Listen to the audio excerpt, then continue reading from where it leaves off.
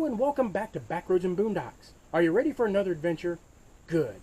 Today we're going to explore an abandoned railroad tunnel located on the Clear Creek Hollow Trail in Pine Mountain State Park in Pineville, Kentucky. So if you're ready to go, why don't you come along with me and let me show you around. Okay, we have reached our destination for today. As you can see, today's adventure is going to be the Clear Creek Hollow Trail. It is located in the Pine Mountain State Park in Pineville, Kentucky. Now, from the looks of the sign, you'd think this is a short trail, but that 4/10 is just the first 4/10 of the trail, and it is located in the state park. The rest of the trail, which is about another mile, is located on private property, and the person who owns the property allows hikers to continue on and use the trail on his property. So let's move along and see what we can see. Here we are at the beginning of the trail. If you'll notice, the trail is nice and wide and flat, and you'll see a gate here to keep people from driving vehicles up through here. This trail originally was a railroad track. The railroad went through here from the 1880s to the 1980s. This was the Shenoa branch of the L&N Railroad, and it serviced the coal mines and lumber camps out in the mountains here. This trail actually has two parts to it. There's this part in front of you, and there is a part, you're going to see the parking lot here in just a second, across the road there, that is also part of this trail, but that's not the part we're going to hike today. We'll come back and get that part on another day.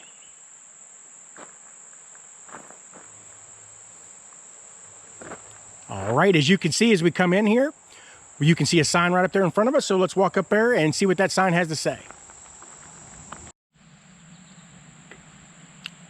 Here we are at the sign, and as you can see, it reads, Kentucky State Parks Trail Regulations. Trails are maintained as part of the natural environment. Visitors must be prepared to meet and accept nature on its own terms. For your safety, stay on designated trails. Trails close at dusk. Do not hike alone, and proper footwear is recommended. Down at the bottom of the sign, it lists the group of things that are prohibited. Unleashed pets, rappelling and rock climbing, hunting or disturbing wildlife, collecting or digging artifacts, picking flowers or harming plants, carving or damaging rock formations and trees. You would really think that would be common sense, but as you see on different trails around, it's not. So it's written down here to remind you to not do those things. Well, we're not going to do any of those things, so let's get on down the trail and see what we can see. Well, not too far up the trail, here is our first train trestle. This one's been restored by the state and is in pretty good shape, but you can definitely tell it's an old train trestle. Crosses across Clear Creek, thus the name of the trail, Clear Creek. And if you notice that little yellow sign there, that sign talks about trout fishing. It tells you when you can trout fish and what you can use for bait. So there are trout here in Clear Creek. Let's go up on the bridge and have a look. Here's the view from the bridge. There's one side of the trestle.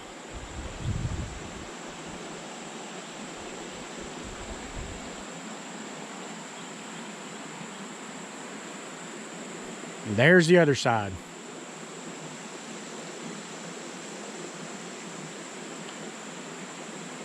This is really pretty and very peaceful.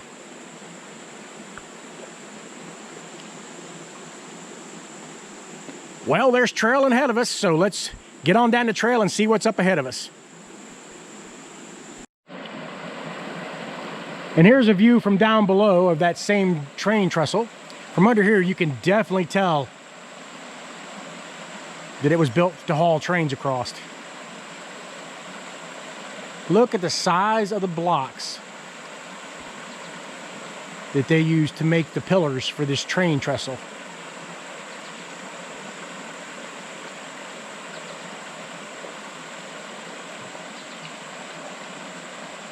Some really good workmanship here, and still standing after 100 years, and looks like hardly any damage to it at all. Well, let's get back on the trail and see what's on down the line. Well, it looks like we have come to the end of the state park here, but as you can see, there's another one of these metal gates, and the trail continues on. So we're going to continue on down the trail, but from here on out, we're on private property. And I think it's very kind of this person to allow people to go on to his private property, because there's some really neat stuff up ahead. So let's get on up and see what we can see up here. Here we are at the second railroad trestle. As you can see, this one is in much rougher shape than the first one, but it looks more like a train trestle.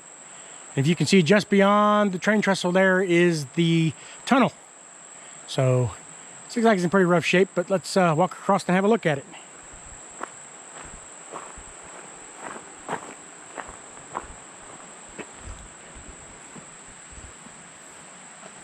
You can see this one is in much worse shape than the other one, but this is on private property, so it's not been restored.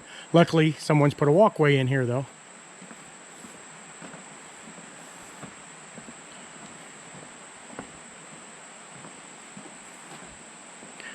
Whoa, we're missing a few railroad ties there. Be very careful there for sure. It's down a narrow path here.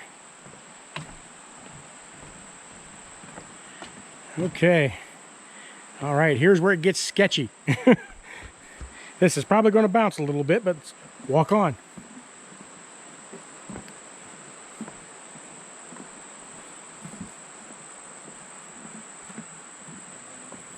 All right, and there's the tunnel in front of us. It's kind of tough to see the outside of it. It's all grown up. It does not have a date stone in it. Some of these tunnels do, but this one doesn't. Just been blasted right out of the rock.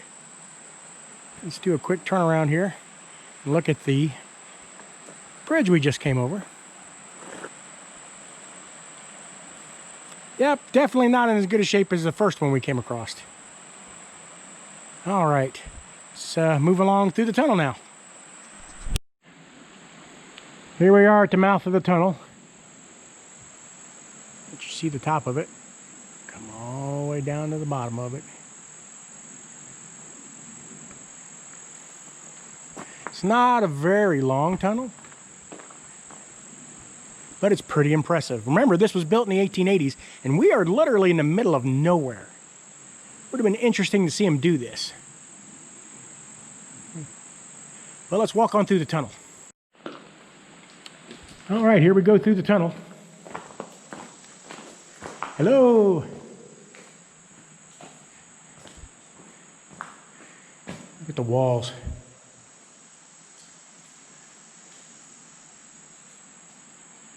And I don't know if you can see it on the ceiling, but I can see it with my eyes. There is still soot on the ceiling from when the trains used to pass through here.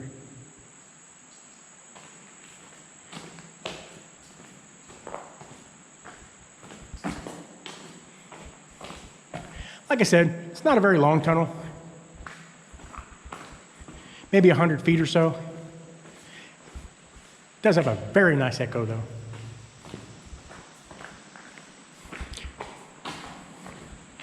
Got water dripping out here at the end. And it took exactly that long to walk through this. Very neat, though. Very neat. All right, we're out the other side. And here's a look at the tunnel from the other side.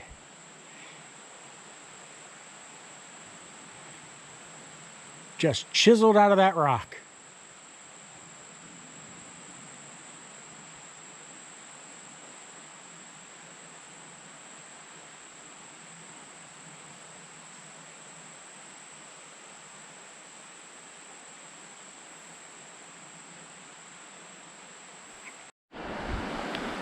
Here we are down from the tunnel. As you can see, the creek decided to go around the mountain while they put the tunnel through the mountain. But right here, someone decided to make a man-made dam. You can see the rocks are all stacked up there, making a mill pond. Also, too, a little further back in there, I don't know if you can see it or not, but there's a big old long slab of concrete there, too. Now, there's a reason this dam's here, and it's a little further on down the trail, and I'll tell you the story when we get down there a little bit further. So, right across the creek there is some of the old mill race. This would bring the water down to the facility we're getting ready to go see. That's why the creek was dammed up, so that the water could be diverted down this race to turn a water wheel. Get a little further down and we can see where this is going to. Here is a really good view. You can see the dam, the mill race, and the creek here all right beside each other.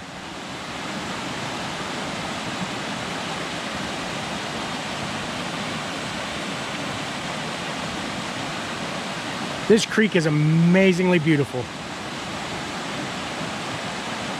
And there's the mill race running down the side of the creek. Would have been carrying water down here to this thing we're getting ready to go see.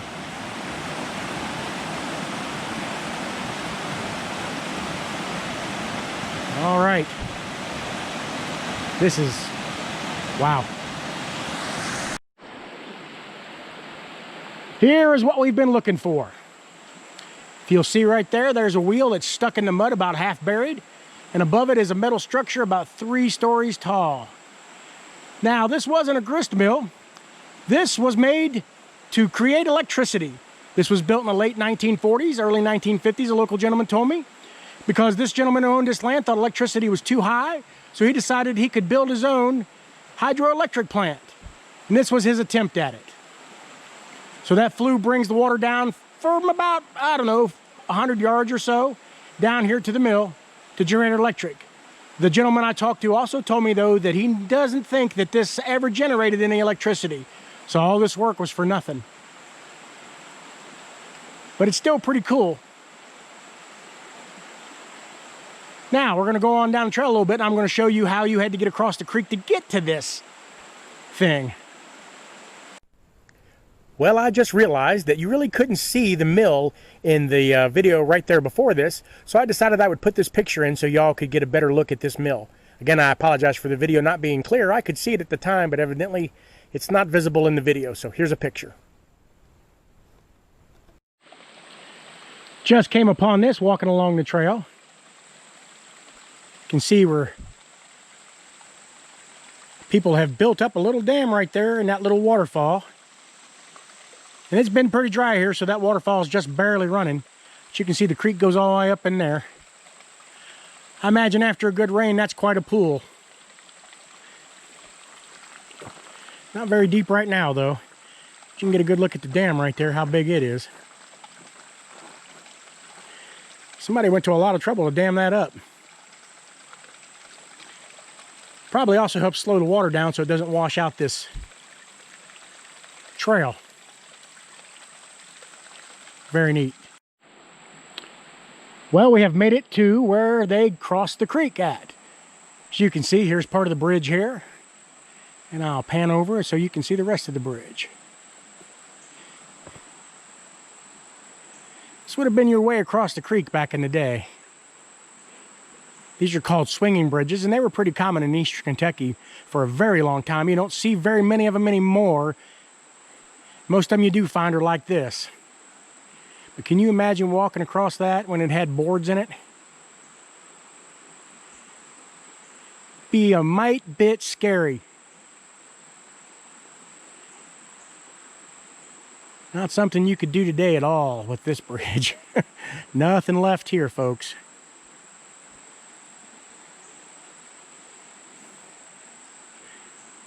Okay, go back to the trail, and we're almost to the end, so let's see where this trail ends. Okay, we have hit the end of the trail, as signified by this gate, as you can see here. The railroad grade does continue on a little ways up that way, but it just terminates into a yard, and you can't even tell it was ever there after that. Off to our right here is a little trail that will take you down to a road, but you are nowhere near where you started at the beginning, so the best thing to do is just turn around and head back the way you came. So that's going to be it for us today. I hope you liked the adventure, and if you did, please give us a like down there. Don't forget to subscribe and hit the bell button so you know when we post new material. Thank you all for coming along today, and we'll see y'all next time.